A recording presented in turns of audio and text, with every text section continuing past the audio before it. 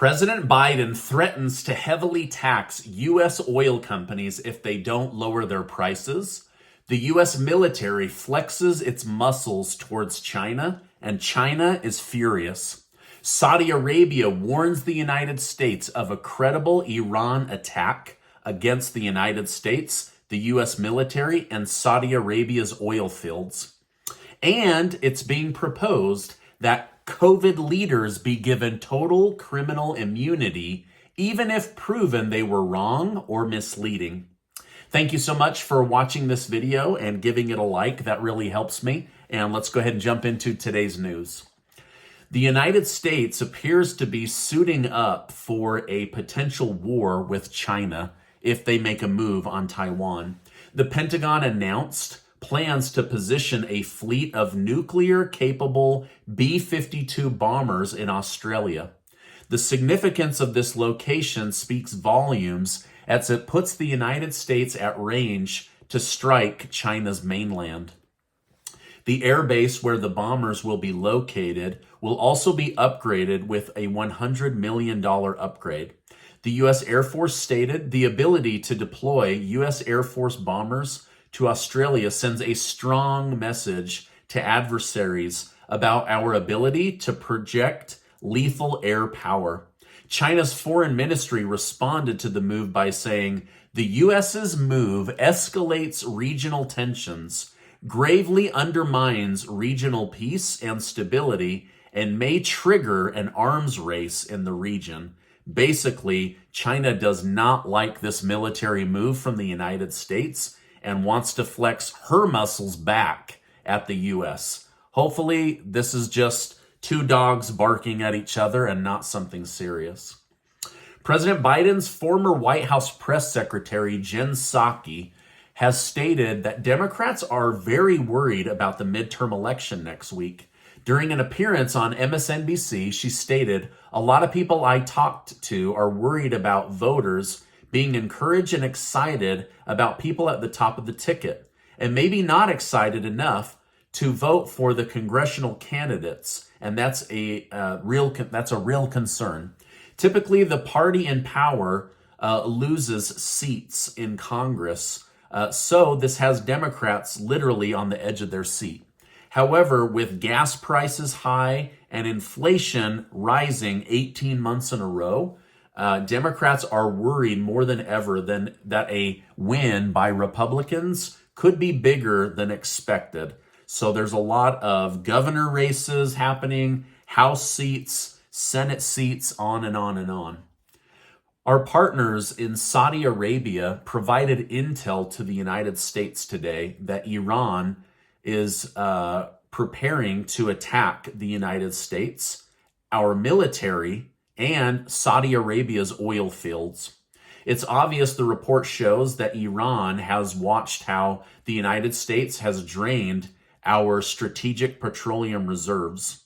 They have also been watching the drama between the United States and Saudi Arabia and OPEC and have sought to possibly attack while the United States is weak, or at least hurt the United States by attacking her greatest oil partner in OPEC, which is Saudi Arabia. It seems Iran knows they could not win a war with the United States, but could severely weaken her or set her back by taking out her number one oil supplier. So as of right now, this is a trending story that just came out. It looks like it has been averted, but Saudi Arabia basically let us know to be on high alert against Iran. Now, remember, the strategic petroleum reserve is at a 40-year low. The United States is on the verge of running out of diesel fuel, and OPEC recently cut production by 2 million barrels per day. It would be foolish for the United States to assume her enemies are not watching all of this play out. And now, boom, here we have it today. Saudi Arabia saying that all of their military intel shows an attack was gearing up to happen, and then now they've alerted the United States. The three major stock indexes are all down today, while gold and silver are each up. Tomorrow, the Fed will reveal what rate changes will be coming. If the Fed raises rates, we could see a small loss or a neutral day. as many believe that a rate hike is already baked into the current stock market. If they lower rates, however, experts are saying you could see the S&P 500, Dow Jones, Bitcoin, Ethereum, you could all see them jump by 10% in a single day. I have no idea which direction they're going to go, but many experts say that as of right now, they're planning on one more rate increase and then a laid out plan of how they plan to step it down over an 18-month period. As I told you the other day, a new Senate report shows substantial evidence suggesting that COVID-19 came from a lab in Wuhan, China. Nothing new, right? However, what is new is just how close the original outbreaks are to the Wuhan lab. We were told that this came from bats in the wet market of China, which is further away from Wuhan. But now we're finding out that the first people to be infected were right within the vicinity of the Wuhan lab. Now, officials in China caught wind of this report and have flat out denied the allegations. China's foreign minister called the theory a lie, a flat out lie, and categorized it as political misinformation on a global scale. If the United States is somehow able to prove that China is responsible for the entire pandemic, China would have a large range of legal battles and could end up at war as it tries to defend itself against the global pandemic and everything that happened. It appears something big is coming if Republicans take back Congress, and the media is already starting to make her moves.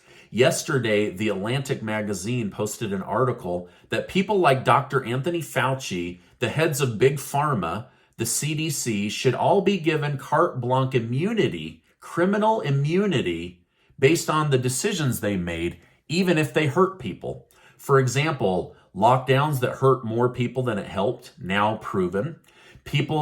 Sick people being put to lodge with elderly people and all the people that died from that. Blocking people from seeing their family members, taking kids out of school, trying to shame and destroy people that didn't buy into a group narrative on a sickness that has now been scientifically proven to be less deadly than the flu. Lost jobs, disgraced discharges, and tyrannical abuse, not to mention purposely scaring the life out of people 24 hours a day. Trying to force a medical procedure on billions of people to stop transmission while knowing for a fact it did not stop transmission. So this is just a huge, massive, big lie. But The Atlantic now says, even with all the hurt and the mistakes and the shame and the pain, these people shouldn't be investigated or reviewed. They should be given total immunity and a Medal of Honor. So no review, no critical thinking, how could we do it better next time? Was there coercion? Was there collaboration? We all know that there was, and yet carte blanche criminal immunity is the answer. I don't know. I'm curious to know what you think. After all has been said and done, and all the truth that's been come out or that was tried to be covered up in courts, should there be at least a review or an investigation? Or is the right answer carte blanche criminal immunity and we just move on as a people? Let me know your thoughts in the comments down below. Newly leaked documents from Moscow allege Vladimir Putin has Parkinson's disease and pancreatic cancer. It's hard to know if this is true, but when looking at photos or videos, it does appear that Putin is trying to block visual access to one of his hands and one of his arms whenever he is on camera. That could explain some of what he's doing right now, but this was leaked out of Moscow this morning. New data released today shows 20% of people living in big cities like Los Angeles, New York, Chicago, and more desperately want to move because of skyrocketing crime, but say they can't find buyers to buy their home. People don't want to move into the crime area, but they desperately want to move out of the crime-ridden areas. NBC News has reported that officials familiar with a phone call between President Biden and President Zelensky turned bad last June. As the call took place, Biden had told Zelensky he was able to get him another $1 billion. Zelensky immediately started telling Biden how he needed more money. Biden became enraged and said that he needed to show more gratitude for the financial sacrifice the American people were making. To date, we've given over $18 billion of taxpayer money, with billions of dollars more that are expected to go to Ukraine. Now, to be fair, I can't imagine the pressure that Zelensky is under, and his thinking is probably very frazzled, but it does seem that Biden stood up to Zelensky and said, you need to show more gratitude to America. The National Bureau of Investigations, which is basically the FBI of Finland, has warned the United States that gangs, drug lords, and mafia groups in Finland are getting their hands on U.S. military weapons that are supposed to be helping Ukraine. The NBI predicts that less than 30% of U.S. military weapons are making their way to fight Putin. Rather, U.S. taxpayer-funded weapons are ending up in the hands of the worst people in Europe. And the NBI says the United States must make efforts to stop this, or those weapons could be used in a terrorist situation that would have the United States fingerprints all over it.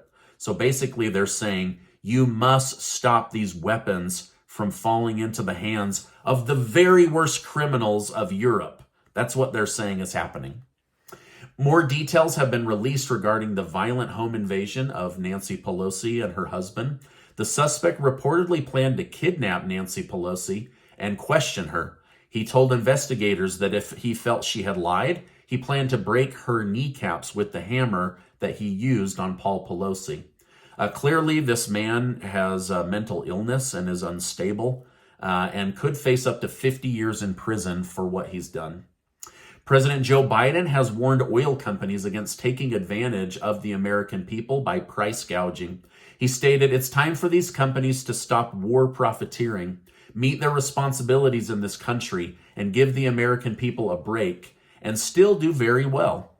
If they don't, they're going to pay a higher tax on excessive profits and face other restrictions. My team will work with Congress to look at all these options that are available to us and others. This speech came after it was revealed just how much profits the oil companies in the United States are making. I don't know that anything's going to come of this other than just bringing it out in the public. But there you go. There's the news for today. Now, lots going on, right? Now, this is my update for today. As I know more, I will come on and share more with you. I wanted to let you know, Casey and I are working on a November giveaway. I don't have the details yet, but with the holidays and winter coming up and people struggling, we're looking to do one of our biggest cash money giveaways ever. And I'm just still lining everything up. There's so much that goes on behind the scenes to get these lined up. And we're working overtime to get that done, but it's not done as of today. But you can still go sign up. And I will make sure that your name gets entered, and I'll leave a link down below. But hopefully I have that in the next 1 or 2 days. Hey, I appreciate you stopping by today. Remember, you are amazing. See you next time.